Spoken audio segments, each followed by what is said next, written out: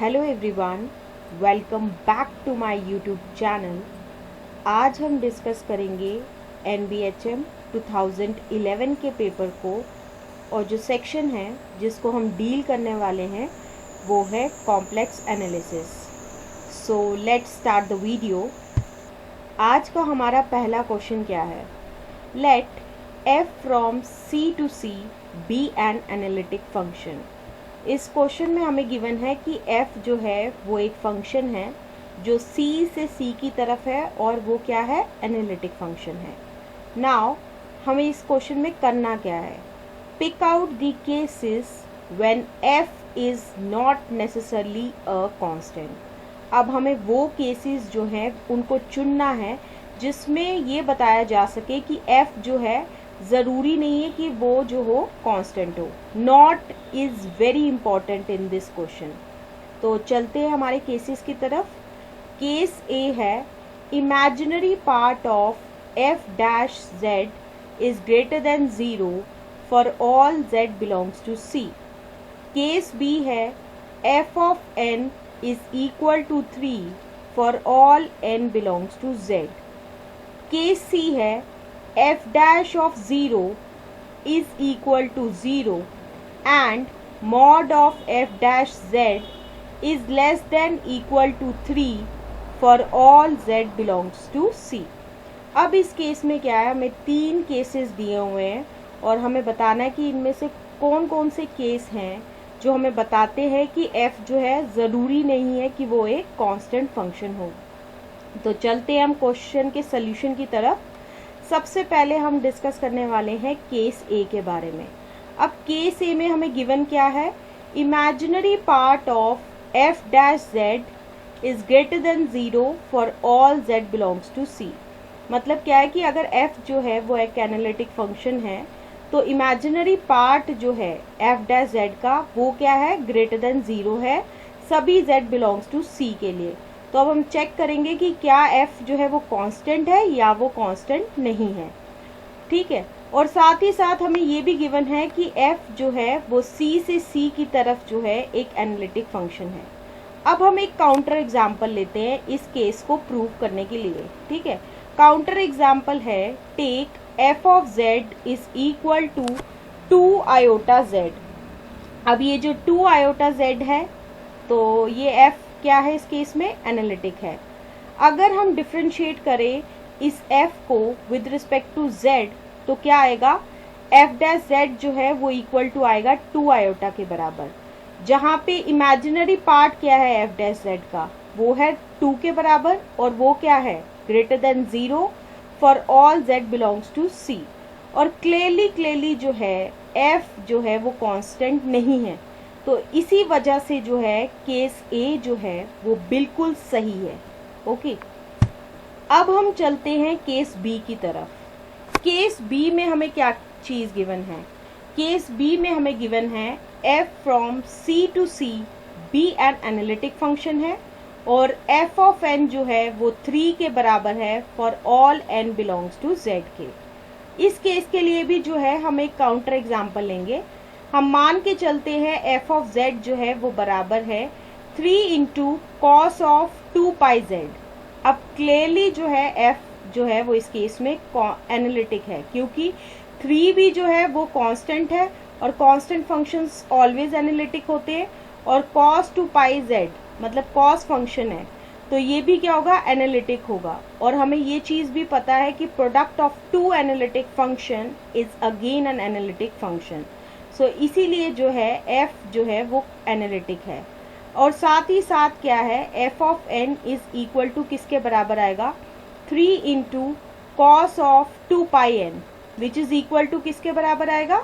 3 into 1, क्योंकि हमें पता है कि cos 2 पाई n जो है वो इज इक्वल टू 1 होता है for all n belongs to z के। So therefore f of n जो है वो इक्वल टू 3 के बराबर है for all n belongs to z। अब इस f के केस में क्या है? पहले तो हमने चीज़ देख ली, ये गिवन कंडीशंस को भी जो है वो सेटिस्फाई कर रहा है। f जो है वो एनालिटिक भी है, और साथ ही साथ जो है f ऑफ n जो है वो 3 के भी बराबर आ रहा है, और क्लियरली जो है f is not a constant function. So that's why case B भी जो है वो बिल्कुल सही है। अब हम चलते हैं केस सी की तरफ, और केस सी को डिस्कस करने से पहले हम डिस्कस करेंगे एक डेफिनेशन को। डेफिनेशन है एंटायर फंक्शन की। एंटायर फंक्शन होता क्या है? एक ऐसा फंक्शन जो एनालिटिक हो पूरे के पूरे कॉम्प्लेक्स प्लेन पे, उसे हम कहते हैं एंटायर फंक्शन। अब इसी से रिलेटेड एक नोट भी है। नोट क्या है? अगर f जो है वो एंटायर फंक्शन है, सो इससे क्या होगा, f डैश भी जो होगा वो भी एंटायर फंक्शन होगा। Now let's come to a theorem. Theorem क्या है? अगर f जो है वो एनालिटिक है एक डोमेन D में, अगर ऐसा हो जाए f डैश z जो है वो 0 के बराबर हो उस डोमेन D में, तो क्या होगा, f जो होगा वो कांस्टेंट होगा। नेक्स्ट थ्योरम है lively theorem. A bounded and entire function is constant. एक ऐसा फंक्शन जो बाउंडेड भी हो और साथ ही साथ एंटायर भी हो, वो ऑलवेज क्या होगा, कांस्टेंट फंक्शन होगा। अब हम आते हैं हमारे केस सी की तरफ। सबसे पहले तो हमें जो गिवन पार्ट है उसको डिस्कस करेंगे। हमें गिवन क्या है, f from c to c is an analytic function. So यहाँ से क्या मिल गया, f जो है वो एंटायर फंक्शन है। अगर f एंटायर फंक्शन है तो हमारे नोट से क्या हमें मिल गया, f डैश जो है वो भी एंटायर फंक्शन होगा। एक और चीज़ जो है वो हमें गिवन है इस केस में, वो है mod of f of z is less than equal to 3 for all z belongs to c। ये चीज़ हमें गिवन है। तो यहाँ से हमें क्या पता चला कि f डैश जो है वो बाउंडेड है। अब क्योंकि f डैश जो है वो एंटायर भी है और साथ ही साथ वो बाउंडेड भी है, तो हम लाइवली थ्योरम से ये कह सकते हैं कि f डैश क्या होगा, एक कांस्टेंट फंक्शन होगा। ठीक है। अब क्योंकि f डैश जो है वो कांस्टेंट है और साथ ही साथ f डैश ऑफ 0 जो है वो 0 के बराबर है, तो इससे हमें क्या मिल जाएगा, f डैश z जो है वो इक्वल टू 0 के बराबर होगा for all z belongs to c। इससे ये चीज़ मिल जाएगी कि f जो है वो कांस्टेंट है c में, और साथ ही साथ क्या मिल जाएगा कि केस c जो है वो बिल्कुल गलत है, क्योंकि हमें इस केस में क्या मिल रहा है कि f जो है वो कांस्टेंट फंक्शन है। So that's why case a and case b are correct. So इसीलिए जो है A and B will be the answer of this question। अब हम चलते हैं क्वेश्चन 2 की तरफ। क्वेश्चन 2 में सबसे पहले हम बात करेंगे कि हमें गिवन क्या है। Let f from c to c be an analytic function। Write z is equal to x plus iota y and f is equal to u plus iota v, where u and v are real valued functions of x and y। अब ये चीज़ें जो हैं वो हमें given है।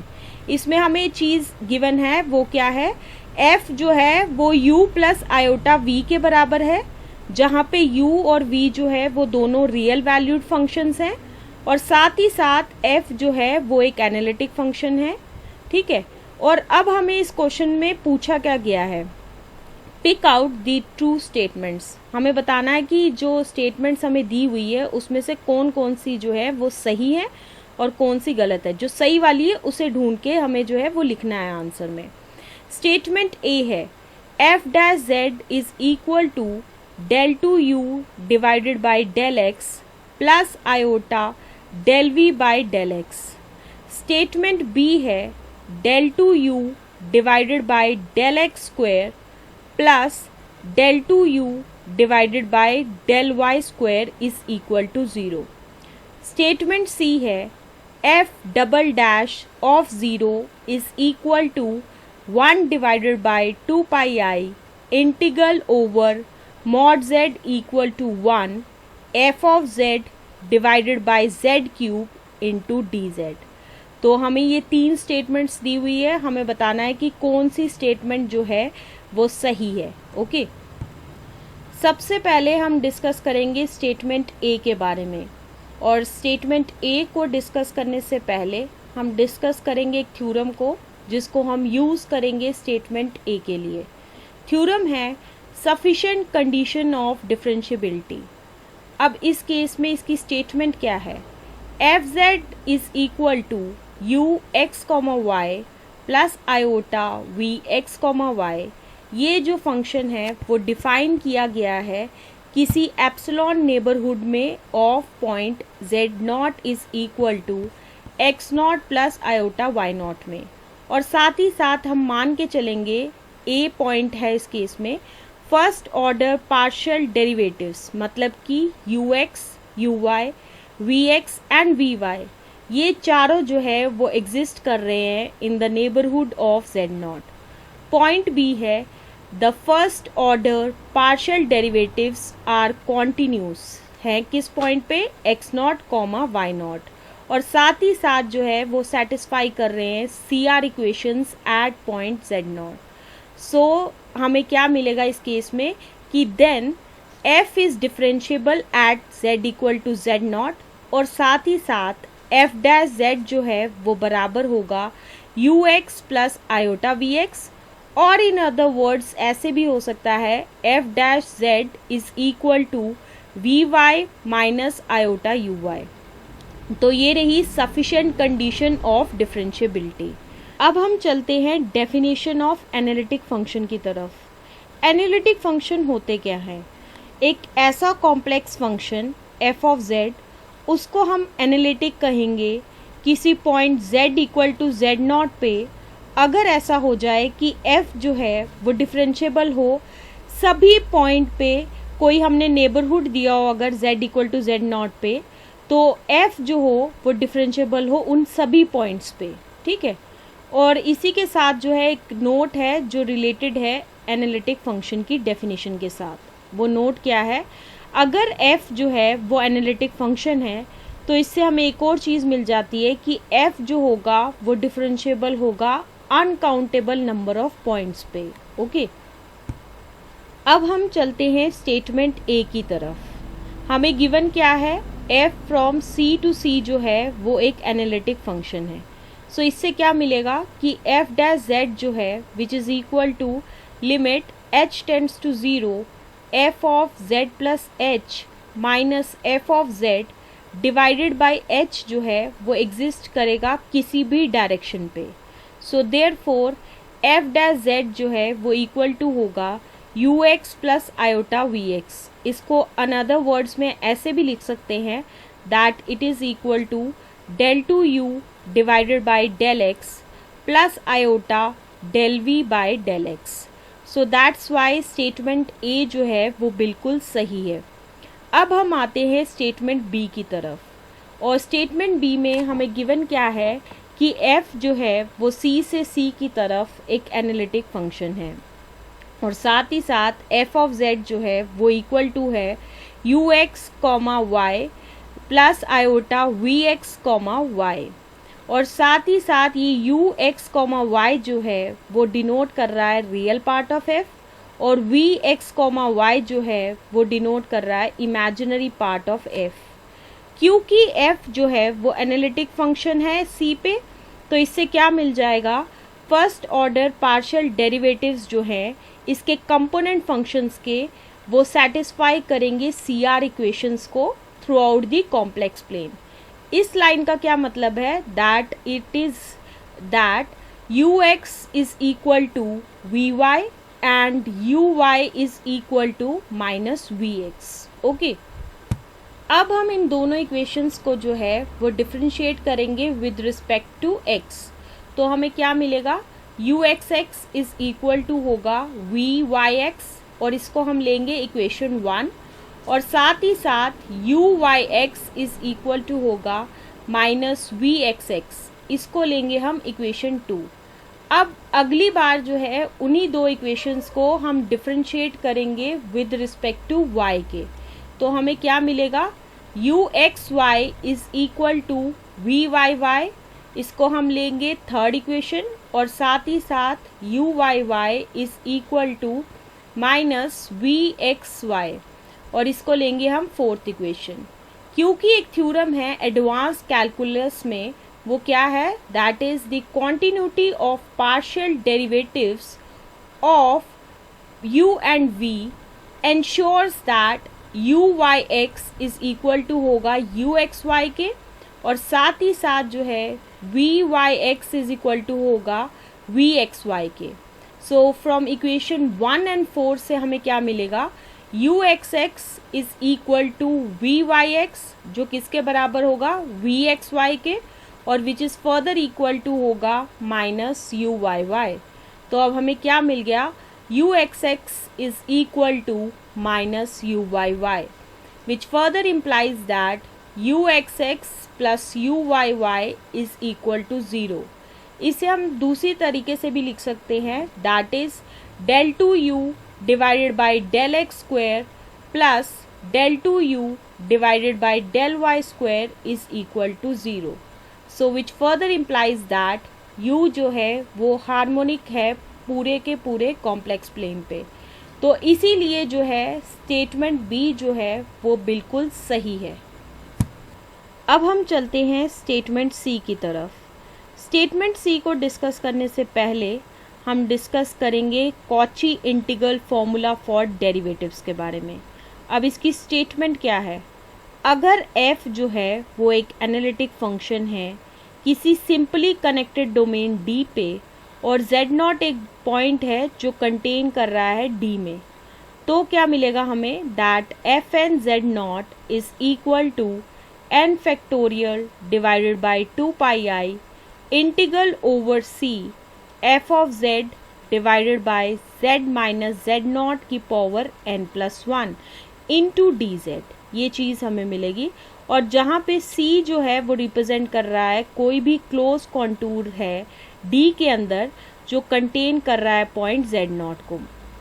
साथ ही साथ fn z0 जो है वो क्या है कि अगर हम डिफ्रेंशिएट करें f को n times with respect to z, और साथ ही साथ जब हम उसकी वैल्यू जो है वो कैलकुलेट करते हैं जब z इक्वल टू z0 पे, तो जो वैल्यू हमें मिलती है उसे हम कहते हैं fn z0. अब हम चलते हैं स्टेटमेंट सी की तरफ.